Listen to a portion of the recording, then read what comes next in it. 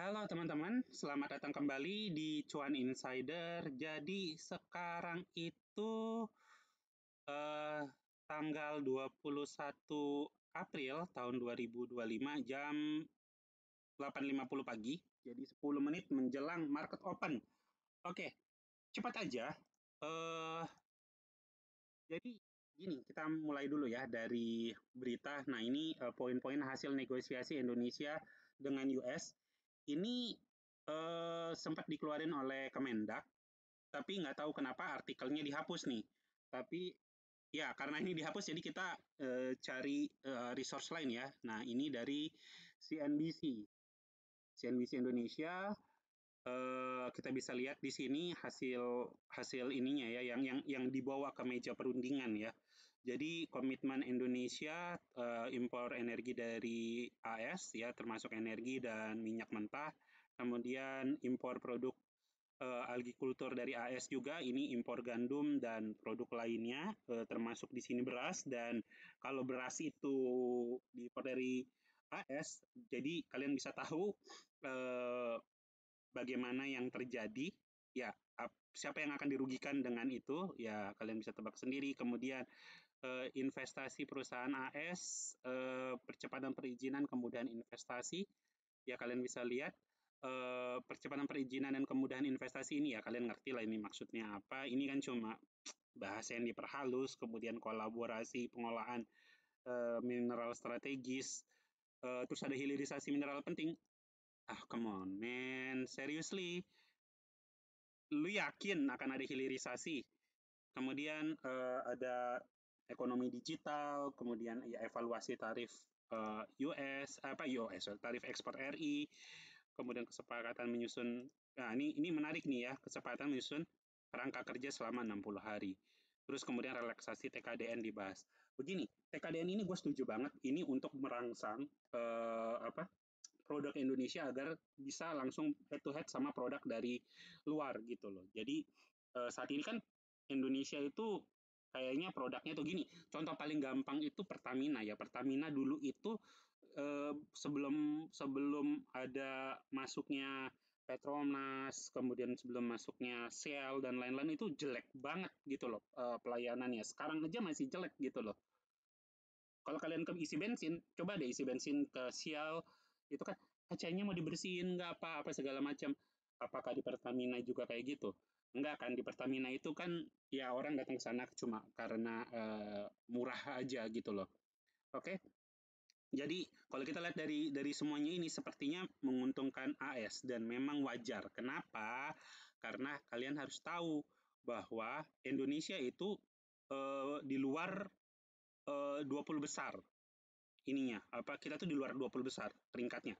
Jadi ini kita bisa lihat ya 30 eh, trade partner paling besar oleh United States ini tahun 2004.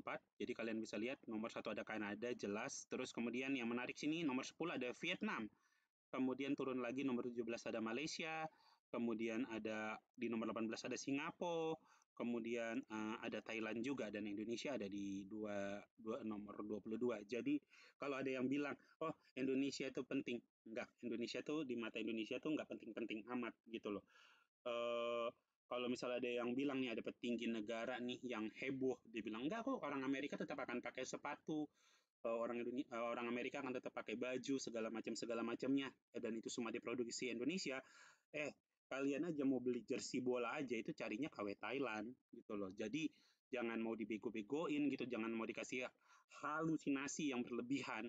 Jadi eh, ya apa, baju bisa dibikin Thailand, Malaysia bisa bikin, Vietnam bisa bikin, sepatu ya Vietnam bisa bikin, eh, apa, furniture Malaysia bisa bikin juga, Thailand juga bisa bikin.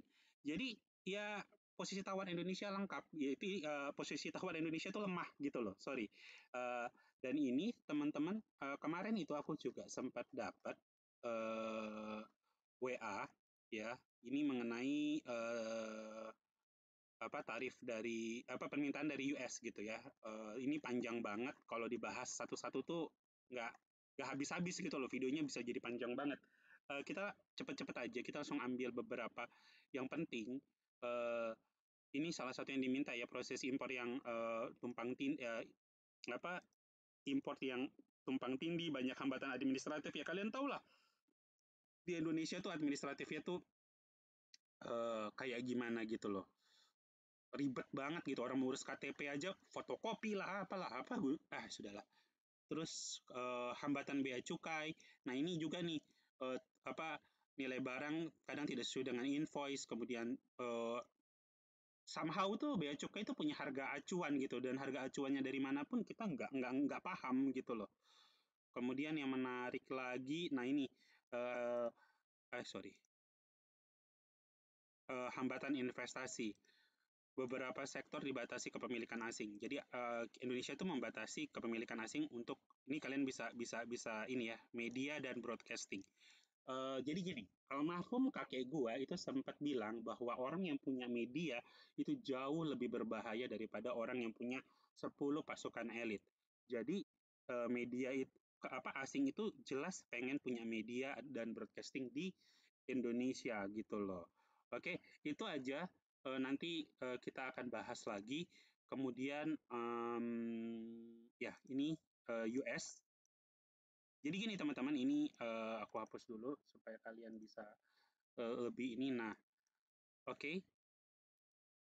Kalau aku tuh senang sama ini teman-teman, yang turning point begini. Ini menurut aku adalah harga-harga yang harus kalian note. Jadi kalau kalian ini pendekatannya aku ya, orang lain bisa punya pendekatan yang lain. Oke. Jadi kalau kita hitung nih 5%, kemudian 10%, 9%, 7%, kita tuh dapat rata-ratanya itu sekitar 8-70% gitu loh. Jadi harganya seperti ini. Harusnya secara teoritis ya, secara teori teknikal, harusnya ini nilai US itu harusnya turun dulu di sini. Sebelum kalaupun dia harus naik, dia akan naik gitu loh. Tapi pada kenyataannya harga US akan terus-terusan mereka nih terus-terusan naik gitu loh. Jadi seperti gimana ya, ini anomali sih. Nah, kalian juga mesti perhatiin ya bahwa US itu biasanya turning point-nya itu selalu di angka-angka yang genap gitu loh. Jadi kayak misalnya ini kan garisnya nggak terlalu ini ya. Jadi misalnya di 14.500, kemudian di 15.000. Jadi kemarin itu US itu sempat tembus di 17.100, makanya di video gue yang sebelumnya gue bilang kayaknya US harus akan di 17.200-an. Tapi kalau misalnya kita lihat perkembangan yang sekarang, kita hampir rata-rata yang 5% aja ya. Ini kan yang paling rendah ini turning point-nya kan 5% ya. Kalau kita lihat nih daily biar lebih jelas. Nah ini kan kemarin kita sempat libur ya, baru tiba-tiba harganya naik ke atas. Jadi masih ada peluang naik ke atas. Ini akan gampang banget ke 12.000, tapi karena masih ada negosiasi jadi kita nggak tahu ini akan gimana. Tapi apakah sekarang waktu yang tepat untuk beli US? Gua rasa ini masih udah termasuk tinggi sih kalau kalian mau beli sekarang. Emas juga itu udah mahal banget, udah di berapa? Eh, Hampir 2 juta ya. Jadi kalau kalian mau masuk sekarang sih, aku kok agak ragu ya. Ya udahlah, itu nanti kita bahas lah itu ya. Kalau kalian mau bahas, kalian bisa request di bawah. Kemudian nah kita akan masuk ke sahamnya Bank Mandiri, teman-teman. Oke, ini kita akan masuk ke sini dulu. Nah, oke. Oke, jadi kita bisa lihat dulu dari market cap-nya Bank Mandiri itu ada di 424 triliun. Kemudian free cash flow-nya ini mengalami turunan dari tahun lalu sebanyak 16%. Dividen per share ini gede banget teman-teman. Ini 466. Kemudian net income-nya dia naik 1%, total aset yang naik. Kemudian ya kalian bisa lihat cek sendiri. Kita cepat aja. Kemudian ini gue sempat pakai Simple Wall Street nih, kalian aku nggak di ini ya, aku nggak di apa nggak ada kaitannya sama ini barang, sama Simple Wall Street. Aku cuma ngasih tahu kalian aja bahwa ada yang namanya Simple Wall Street. Di sini dia bilang di bawah nilai wajar, jauh di bawah nilai wajar, segala macam ya kalian bisa baca sendiri, kalian bisa cek sendiri. Kemudian ini ada harga saham versus nilai wajar. Ini kalau menurut Simple Wall Street nilai wajarnya adalah 6.600 dan sekarang itu ada di 4.600. Oke, kalau kita lihat, nah ini ininya dia dulu. Earningnya. Oke, kalian bisa lihat ini nanti akan ada laporan lagi dalam 2 hari ini ya. Laporan terbarunya kita bisa lihat per kuartal di sini. Ya dia mengalami penaikan ya, walaupun yang paling tinggi kenaikannya ada di kuartal 3 tahun 2004, kemudian diharapkan estimate-nya tahun kuartal 2025 ini lebih baik dibanding kuartal tahun 2024. Kita lihat aja nanti hasilnya seperti apa. Oke, kita langsung masuk ke chart-nya ya. Kalau kita berdasarkan chart, teman-teman, ini terus sudah harga diskon, ini monthly ya, Bank Mandiri monthly. Kita masuk ke weekly. Kalian bisa lihat. Gini teman-teman, aku tuh senang sama candle-candle yang bulat gitu loh, yang artinya tuh yang kayak gini nih, utamanya aku senang. Sebentar nih supaya nggak kegeser gimana sih. Nah, ini kan dia bulat nih candlenya nih, hammer up tapi di atasnya tuh bulat gitu loh. Maksudnya nggak ada buntut lagi, tail lain. Nah, kenapa ini? Ini kan artinya harga harga buyer nih menang telak gitu loh. Sama kayak di sini nih buyer juga menang telak, tapi ini ada sedikit gitu loh ininya, ada sedikit turun dikit gitu loh, ada buntutnya dikit. Makanya makanya kenapa pada saat dia ini kadang ada buntutnya, pada saat dia masuk lagi ke sini langsung pom ke atas, terus pada saat dia turun, nah dia masuk di sini, tapi tetap tetap mental ke atas gitu loh. Jadi ini merupakan area support yang bagus banget gitu loh. Terus sekarang Mandiri akan kayak gimana? Eh, untuk 2 minggu ke depan ya. Sekali lagi ini bukan jual beli, bukan ajakan jual beli ya, tapi ini cuma kayak bukan rekomendasi, iya rekomendasi. Tapi sebelum kalian jual beli, kalian cari dulu rekomendasi lain ya. Jadi aku tidak bertanggung jawab atas kerugian atau kerugian atau keuntungan kalian. Oke, kalian kalau main saham pasti udah punya KTP, dan kalau kalian udah punya KTP artinya kalian udah dewasa ya. Nah, aku pribadi berpendapat ya, ini masih akan turun, Mandiri masih akan turun, kemungkinan masih akan main di wilayah area kuning ini antara 4.600-an sampai di 4.550. Jadi masih akan main di daerah ini. Kalau gua yang jadi bandarnya, mungkin gua tetap akan pertahankan di wilayah ini, mungkin sampai di daerah inilah, di wilayah inilah. Uh, ya di wilayah ini gua akan coba pertahanin supaya kalian lebih jelas ini. Jadi aku akan pertahanin di wilayah dari 4.800 sampai di sini, akan ada di sideways, kemudian baru akan dilepas ke atas. Tapi kalau misalnya gua orang yang agak jahat, mungkin gua tetap akan bikin sideways di sini. Dan gini, ada yang menarik teman-teman ya, kita balik dulu ke berita. Ada yang menarik di sini. Nah, kesepakatan menyusun kerjasama dalam waktu 60 hari. Kalau kalian lihat tanggalan ya, ini kan udah anggapannya akhir bulan lah ya, April. Jadi kita nggak bisa hitung Mei, Juni. Nah, di sini Juni, Juli itu kalau kalian tahu itu Indonesia itu harus bayar hutang. Jadi apakah ada hubungannya? Kemungkinan besar ada. Makanya tadi aku bilang, apakah kalian untuk berjaga-jaga kalian beli emas atau kalian beli dolar.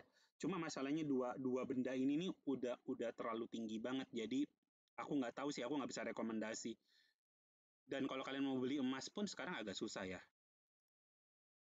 Oke, balik ke Bank Mandiri. Jadi kayaknya sih masih kalau kalau gua prediksi masih akan seperti itu, masih akan bermain di wilayah ini dan karena mungkin ketakutan akan salah satu badan di mana Bank Mandiri ikut di dalamnya, ya mungkin dia habis sideways di wilayah itu, mungkin dia akan turun dulu ke sini ke 4.100. Gua nggak mau sih sebenarnya, kalau gua pribadi gue juga nggak mau dia, karena kalau ini bobol, terakhir itu ada di sini teman-teman, ada di 3.900. Apakah dia akan ke sana kita nggak tahu, kan masih masih ini ya, masih kita masih masih belum tahu ya. Juni Juli itu kayak gimana, itu masih kayak gimana gitu loh. Tapi kalau menurut aku pribadi sih, mungkin dalam dalam waktu ini mungkin dia akan ke arah, kalau gue jahat gue akan jatuhin ke 4.100, baru akan naikin lagi ke atas, dan kalaupun memang dia Juni Juli terjadi crash, dia akan ke arah sini. Tapi itu kalau terjadi crash. Aku nggak tahu ke depannya kayak gimana, karena kayak gini nih nggak ada yang bisa prediksi gitu loh teman-teman. Nggak ada orang yang terlalu hebat untuk bisa memprediksi ini semua. Jadi ya gitu aja dari aku.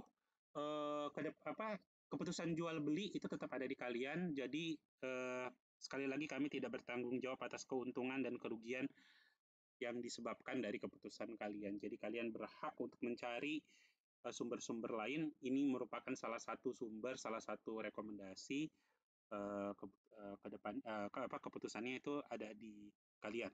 Oke, thank you yang udah nonton. Sampai ketemu lagi. Dan kalau kalian ada saran mau saham apa yang mau dibahas, boleh komen di bawah. Dan sampai ketemu lagi di video kita yang akan datang. Dadah.